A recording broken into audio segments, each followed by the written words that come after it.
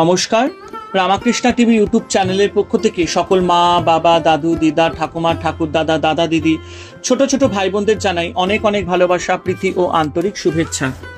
সবাই ভালো আছেন, ভালো থাকবেন। আমি আবারও চলে এসেছি শ্রী শ্রী রামকৃষ্ণ মিশনের নির্মল কুমার রায়ের লেখা রানী রাসমণির জীবন বৃত্তান্ত সম্পর্কে আলোচনা করতে। আজকে আমরা আলোচনা করব 19 নম্বর পর্ব তিরোভাব। এবং একটি কথা বলবো, যারা যারা আমার রানী রাসমণি সম্পর্কিত ভিডিওগুলি দেখা মিস করেছেন, আমার রামাকৃষ্ণা টিভি ইউটিউব চ্যানেলের রানী রাসমণি প্লেলিস্টে যাবেন, আগের ভিডিওগুলি আপনারা দেখে নিতে পারবেন। তো চলুন আজকের আলোচনা 19 নম্বর পর্ব তিরোভাব। একবার বিদায় নেবার পালা, মাফ করবেন, এবার বিদায় নেবার পালা। সততা, বিচক্ষণতা, মমতা, উদারতা, দানশীলতা, তেজস্বিতা ও আধ্যাত্মিকতার বর্ম ধারণ করে প্রকৃত রানী রূপে সারা জীবন সংগ্রামের পর এবার রানী রাসমণি সত্যই ক্লান্ত এবং শ্রান্ত।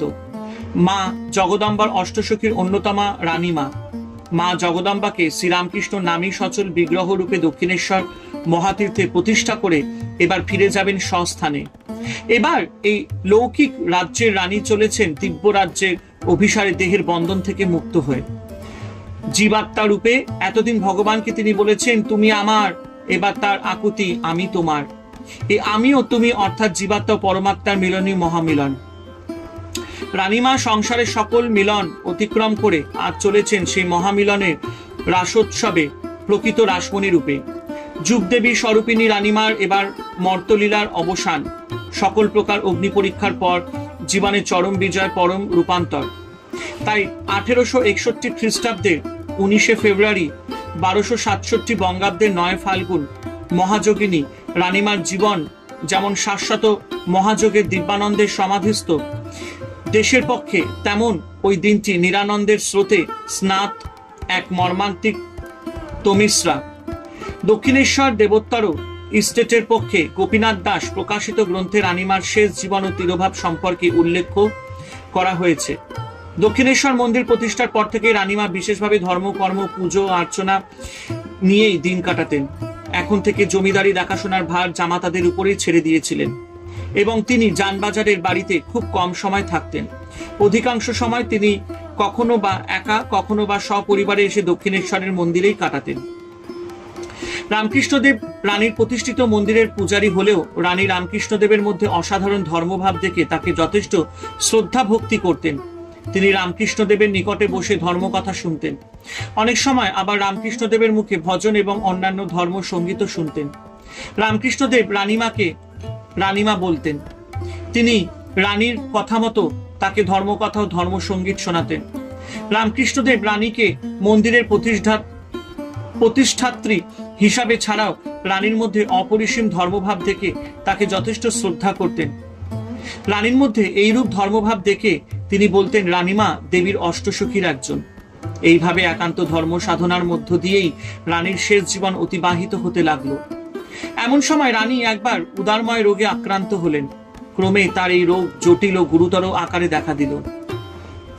ডাক্তারেরা রানীকে বায়ু পরিবর্তনের নির্দেশ দিলেন। রানী কিন্তু দক্ষিণেশ্বর ছেড়ে অন্য কোথাও যেতে চাইলেন না। শেষে ডাক্তারদের অনেক অনুরোধে রানী যদিও দক্ষিণেশ্বর ছাড়লেন, কিন্তু তিনি এক কালীবাড়ি থেকে গিয়ে আরেক বিখ্যাত কালীবাড়ির ধারেই আশ্রয় নিলেন। এই কালীবাড়ি হলো কলকাতার বিখ্যাত কালীঘাটের কালীবাড়ি। কালী মন্দিরের পাশেই রানী একটি বাগান বাড়ি কিনেছিলেন। এখানে এসেও রানীর অসুখ সারল না, ক্রমে দিন দিন খারাপের দিকে যেতে লাগলো।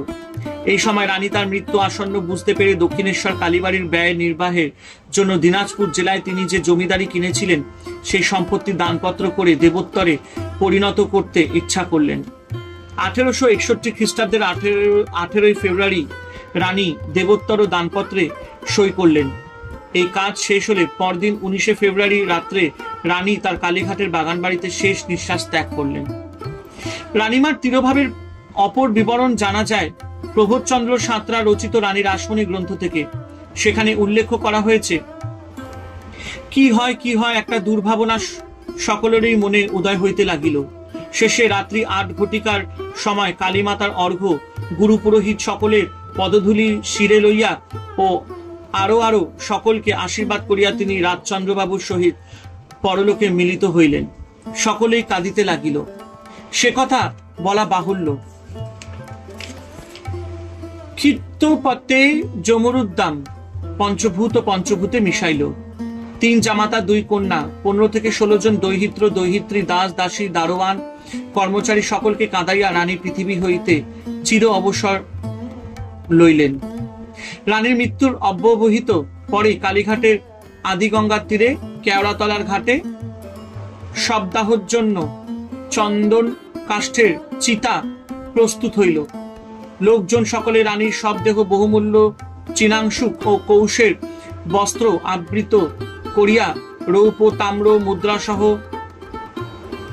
লাজাঞ্জলি পথে বিতরণ করিতে করিতে লইয়া গিয়া চিতায় সমর্পণ করিলেন।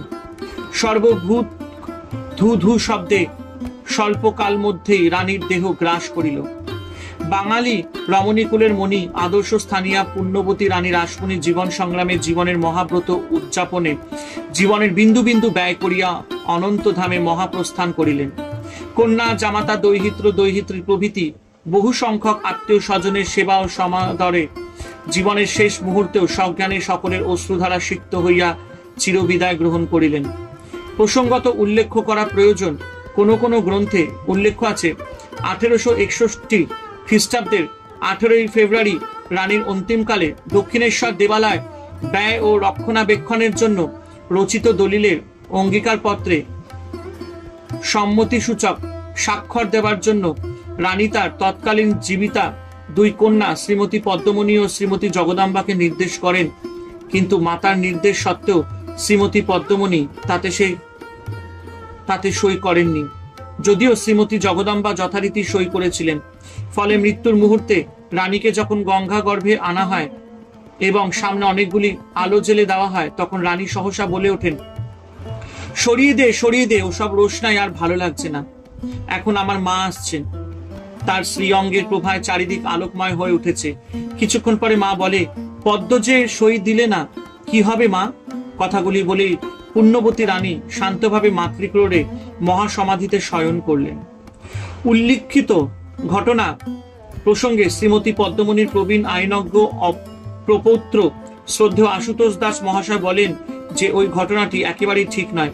কারণগুলি এইরূপ। প্রথমত, কালীঘাটের বাগান বাড়িতে রানীর দেহত্যাগ হয়েছিল এবং লোকজন সকলে রানীর নশ্বর দেহ বহন করে পথে রৌপ্য তাম্র মুদ্রা সহ লাজাঞ্জলি বিতরণ করতে করতে কেওড়াতলা শ্মশানে নিয়ে গিয়ে দাহ করেছিলেন। সুতরাং মৃত্যুর মুহূর্তে গঙ্গা গর্ভে তাকে আনা হয়নি। দ্বিতীয়ত, দানপত্রে বা অপর্ণামায় কন্যাদের স্বাক্ষরের প্রয়োজন ছিল না, যেহেতু দায়ভাগ আইনানুসারে সম্পত্তির ওপর কন্যাদের পূর্ণাধিকার অ্যাবসলিউট রাইট ছিল না। তৃতীয়ত, শ্রীমতী পদ্মমণি সই না দিলেও শ্রীমতী জগদাম্বা সই দিয়েছিলেন, এটিও একেবারেই ঠিক নয়, কারণ দানপত্রে প্রকৃতপক্ষে শ্রীমতী জগদাম্বার কোনো সই নেই বা সেখানে পৃথক কোনো অঙ্গীকারও পত্রের উল্লেখ নেই। চতুর্থ, রানী রাসমণির মতো মহাসাধিকার পক্ষে মৃত্যুর মুহূর্তে তার ইষ্টদেবীর দর্শন লাভ করে বৈশ্বিক ব্যাপারে নিজের গর্ভজাতা কন্যার বিরুদ্ধে ইষ্টদেবীর কাছে অভিযোগ একেবারেই অকল্পনীয়, কারণ জগন্মাতার দিব্য দর্শন লাভের পর আর বিষয় চিন্তা মনে আসে না, বিশেষত অন্তিমকালে কোনো মহাসাধিকার অন্তরে।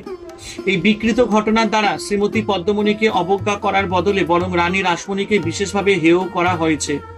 সম্ভবত শ্রীমতী পদ্মমণির বিরুদ্ধবাদী কোনো শরিকের উদ্দেশ্য প্রণোদিত বিবরণ সরবরাহের দরুণেই পরবর্তীকালে শ্রীমতী পদ্মমণির মৃত্যু বহুকাল পরে কোনো কোনো গ্রন্থে এই দুর্ভাগ্যজনক ঘটনার কথা পরিবেশিত হয়েছে এবং এটির সত্যতা সম্পর্কে শ্রীমতী পদ্মমণির বংশধরদের সঙ্গে কেউই যোগাযোগ করেননি। অবশ্য এই বিষয়ে ইতিপূর্বে প্রতিবাদ না করাটাও তাদের ত্রুটি বলে শ্রী দাস মহাশয় স্বীকার করেন। শ্রদ্ধেয় আশুতোষ দাস মহাশয়ের উক্ত বিবরণের পরিপ্রেক্ষিতে এই লেখকের মন্তব্য নিষ্প্রয়োজন। রানীমার তিরোভাব প্রসঙ্গ শেষ করব লোকমাতা রানী রাসমণি গ্রন্থের রচয়িতা পরম শ্রদ্ধেয় বঙ্কিমচন্দ্র সেন মহাশয় ভাষা দিয়ে। দক্ষিণেশ্বর নিত্যতীর্থ ব্যক্ততীর্থ শুধু ভারতের নয়, জগতের মহাতীর্থে পরিণত হইয়াছে। লোকমাতা শ্রী শ্রী রানী রাসমণি ও শ্রী রামকৃষ্ণদেবের আবির্ভাব যুগান্তকারী ব্যাপার। রানীমা যুগদেবী স্বরূপে ও ঠাকুর যুগাবতার স্বরূপে আসিলেন এবং দক্ষিণেশ্বরের শ্রী মন্দিরের উভয় তাহাদের দিব্যলীলার মাধুর্য প্রকট করিলেন। বস্তুত লোকমাতা শ্রী শ্রী রানী রাসমণি এক্ষেত্রে মূল শক্তি স্বরূপে কাজ করিয়াছেন। তাহার স্নেহের আকর্ষণ ইহার মূলে রহিয়াছে। স্নেহ প্রণোদিত তাহারই বাৎসল্য রসের বৈচিত্র্য এবং বিলাসই এই লীলায় বিভূতি বৈভব বা ভাব।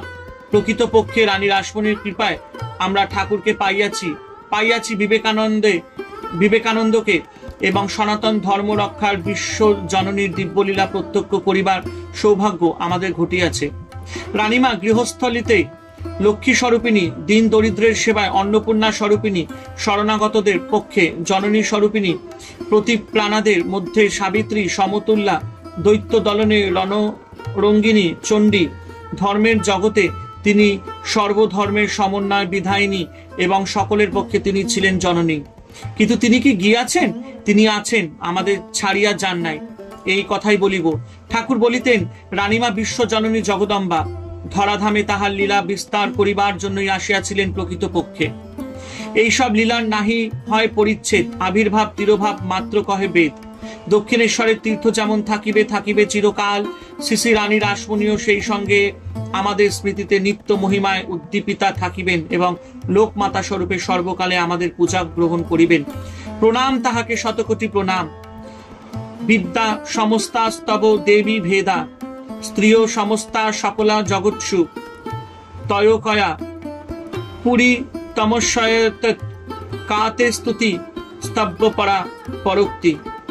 অর্থাৎ, হে দেবী, জগতে সমস্ত বিদ্যা যেমন ভিন্ন ভিন্ন রকমের হয়, সমস্ত নারীরাও সেই রকম ভিন্ন হয়।